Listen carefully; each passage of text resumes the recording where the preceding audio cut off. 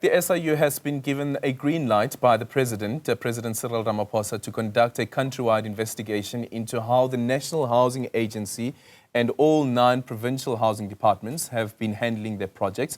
South Africa currently has a housing backlog of around 2.5 million citizens in desperate need of a decent housing. Studies show that over 1 million people live in informal settlements in South Africa. For more on this, let's now speak to the SIU Spokesperson Kaizer Kganyago. Kaizer, a very good morning to you. Thank you so much for making time for us this morning. Speak to us a little bit about this proclamation and what it will be covering.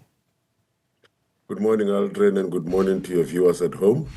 The proclamation, which is Proclamation 265 of 2025, it will be investigating how the process was done in terms of the release of state land, communal land, and privately owned land. Therefore, this was done in conjunction with the Housing Development Agency and all the provincial departments, I think in exception of Limpopo, on the allegations that are there, but all of the others are part of this transaction, where we are going to then look at how this land was released, whether a fair price was paid for it, and how the process was done. That is what we are looking at. All right. Just quickly on that aspect around the exclusion of Limpopo, what was the rationale behind that, considering that back in, was it 2022, there were 2021 rather, the investigations that the SIU had done on allegations of that temporary housing that were done during COVID-19. Remember the corrugated iron shacks that were being built. I remember the SIU did an investigation around that. Does that mean that that is done and dusted? There's no need to relook into that matter? Yes, that matter was done and dusted. You remember the people ended up even appearing in court, those that were involved in that matter. It was done under R23 of 2020, if I remember. And therefore that was done. But the main reason why maybe Limpopo is not there is because of the allegations that were brought to our attention, because we work on the basis of the allegations that are brought to us. Therefore, if there is no allegations that are brought against any of the Limpopo province, therefore we cannot just go and do it for the sake of doing it. Yeah. If we look at the allegations coming out of the province of Gauteng as an example, there's stands in Chris Hani, Kuruleni around 389 million, we are told, 279 million in Tshwane, 213 million at Eagle's Nest, also in Ekurhuleni, amongst others. While the reports indicate that some of these land parcels could have cost anything between 285,000 Rand and 13.2 million Rand. Makes sense. Please help us make sense of what would the investigation then be looking into around the discrepancies with these amounts? Yes, the allegations that were brought to our attention was that there was an inflation of the price. Therefore, when they approach somebody who has to sell the land, for example, then the allegation says that there was an inflation of this price, and therefore the value that was paid is not the value of the property that was bought. Therefore, those are the things that we look at. Mind you, these are just allegations. We have to then get to the bottom of all of that to understand what really happened, and then whether all of those allegations can be proven, therefore, and also find whether we are able to then recover some of the money that would have gone missing. Yeah, in that particular case, once again, it would be there was an owner of the land, as an example. And we know that a lot has been said about the willing buyer, willing seller policy of the government and how it didn't work. But the allegations that were raised during the debate around the willing buyer, willing seller was that it was actually the sellers who would be inflating the prices, not necessarily people coming from government. So is the allegation here that government entities themselves were involved in the inflation of these prices?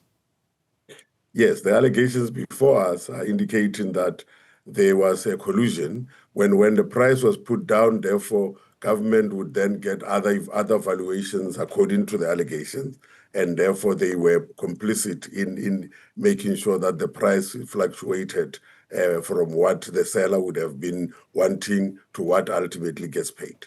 Yeah. And then on that basis, then how then do you recover money? Who do you recover the money from? If I, as the seller, You may say that I've inflated the price, but the willing buyer was willing to buy at that price.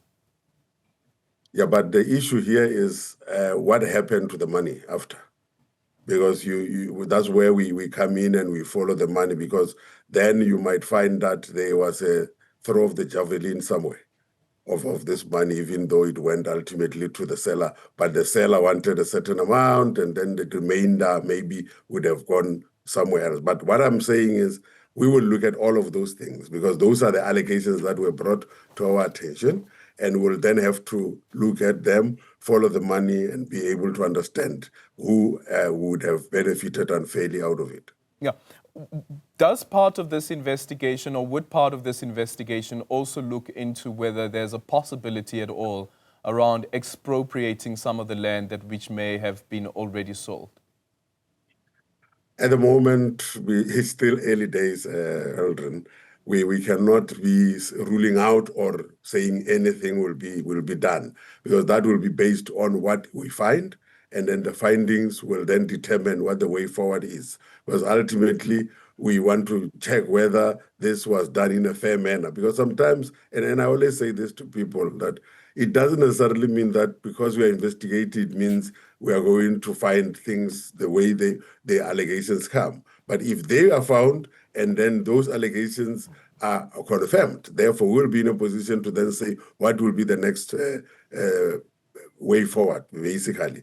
Because our main concern is to recover the money and take it back to the department. That is the main thing. And then if there's criminality, we will take it where it's supposed to go. And then if there's a need for disciplinary, we will do what we're supposed to do in terms of referrals. Yeah, and looking at the terms of reference, it is looking at the National Development or Housing Agency, and then also looking at the provinces themselves. But we know with municipalities as well that in some cases a similar modus operandi is being used as well.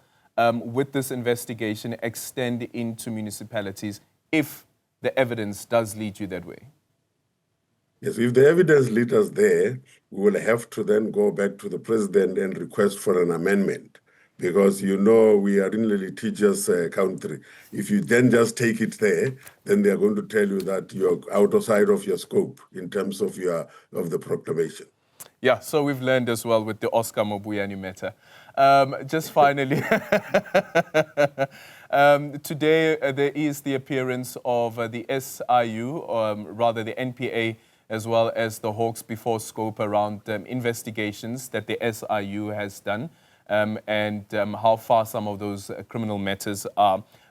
What should we as citizens be what should we be looking out for later on today when these two entities appear before SCOPA and the SIU is also there?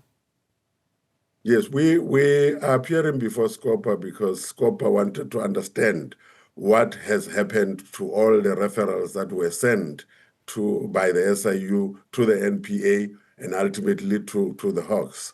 Therefore, we are just going to be presenting our side of the story to say these are the allegations, the referrals that we have done since this time and this time, and then they will then have to say, when we receive them, this is what has happened, because the SCOPA feels that there is a discrepancy between what was sent and what gets out of on the other side from the NPA and the Hawks. Therefore, the meeting will basically be about that and to make sure that there is seamless transfer of information from one institution to the other, and also to make sure that we work together as per the memorandum of understanding that we have signed. Yeah. Are there any concerns that the SIU currently has in relation to some of the referrals that you've made to the Hawks?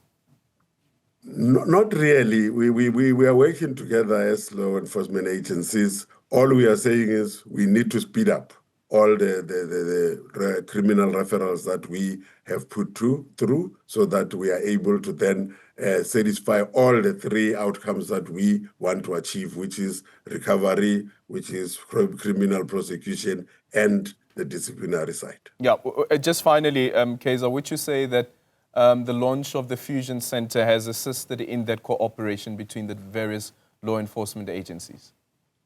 No, it has, because the Fusion Center is where we all sit and we look at the cases that are before us, and then we are able to then follow each other in private to say, how far are you, why are you delaying, what is the problem, how can we help? Therefore, that Fusion Center has always been helpful to achieve what we want to achieve. All right, thank you so much for your time. Kaizer Kganyago is the spokesperson for the SIU on the proclamation that has been signed by the President, looking into some of the projects that have been done by the National Housing Agency as well as the provincial housing departments, excluding Limpopo, as he has indicated. That brings us to the end of the first hour of the AM report.